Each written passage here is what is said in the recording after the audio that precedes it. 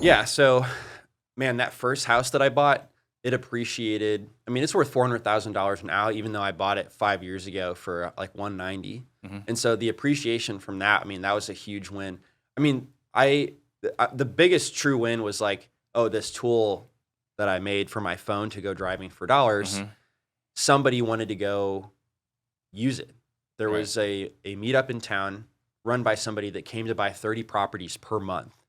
And I was like blown away. I was like, 30 properties per month? That's insane. Hmm. And she was like, well, yeah, I'll spend like $1,000 to try any new marketing method. So Hmm. like, how do I get this on my phone? And then I put it on the app store so she could download it. I set up a payment processor so she could buy $1,000 worth of mail.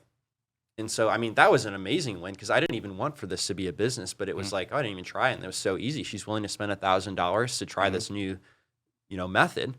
And so once it was on the App Store, then like over the course of a couple years, it became slightly more popular, and then it just like really blew up. Right. So that was definitely like the biggest win. For sure. Yeah, and then I stopped buying rental properties because that was taking so much of my focus. But then now I looked back and I was like, I gained about $1 million in equity and just appreciation on all these properties. Right. In the meantime, like they've cash flowed $60,000 net every year. I really wish I would have bought a lot more of those properties. Yeah. So that's why I'm motivated to go buy more now. And I just closed on one yesterday. Hmm. So first one of the year, got my marketing going again. Yeah. So you said that it blew up. So when did you actually put Deal Machine in the App Store? That was in 2017, like March or May 2017. 2017. Hmm. And then you came onto our show somewhere, I think, late 18 or early 19. Exactly. Yep. So somewhere along the way, I think you connected with Max Maxwell, Brant Daniels. How much did what you learned from the other guy buying out your software translate into you creating your own app and then getting it out to the masses? Oh, such a great question. So what I learned from doing that chapter builder app for Hmm. fraternity recruitment was he partnered with the headquarters to be a consultant, and he offered to go. Like, so many startup companies raise all this money, and then they pay for advertising, Hmm. and but he positioned himself to like provide free consulting, and then ended up being a welcome guest to their national conventions, where he would then present on like this software that can help them with recruitment. So And the, so the the Gary V of Jab Jab Hook. I think that's exactly right, is providing value and then also being right there as an invited guest when they're Hmm. ready for a software. Right. And I was like blown away by that. I was like, because getting users was like the hardest part. I knew Hmm. how to build the software, but I didn't Yeah. have any like users, certainly no paying users at that time. And so Right.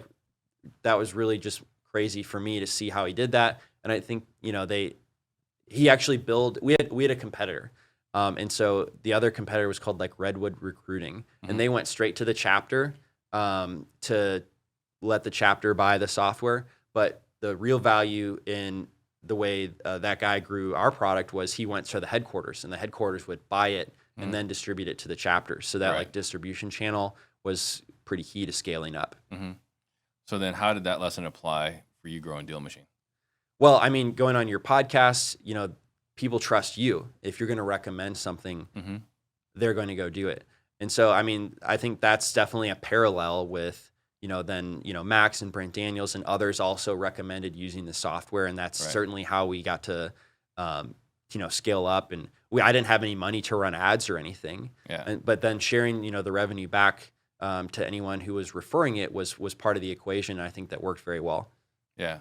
And that's a model that we're replicating, right? With our sales community. Right now what we're doing is anyone that signs up, they can refer us out and Mhm. get paid affiliate, Mhm. right? So it's obviously a model that works. Yeah. And so we're gonna be replicating that model for sure. So right now then with Deal Machine, I'm looking at the stats here, 10,000 deals in all 50 states. Right. So I mean, talk about how that happened and what that means to you. Okay, so that happened probably two years after like I started, things like really started to pick up. Hmm. And then once that flywheel is going, it's just like people then keep referring it and it keeps growing and snowballing. So it happened over the course of, 4 years, but really it all happened like kind of overnight as well. Like, I wasn't like paying attention to how many people were using it. And then I looked one day, I was like, oh my God, really? That many people logged in today? Mm-hmm.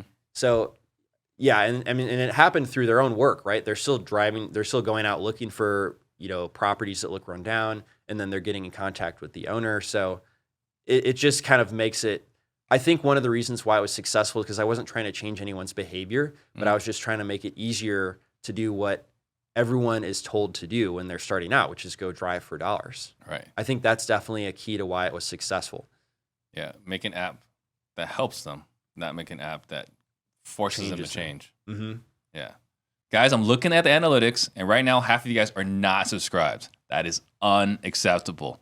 Hit that subscribe button right now so you never miss another episode.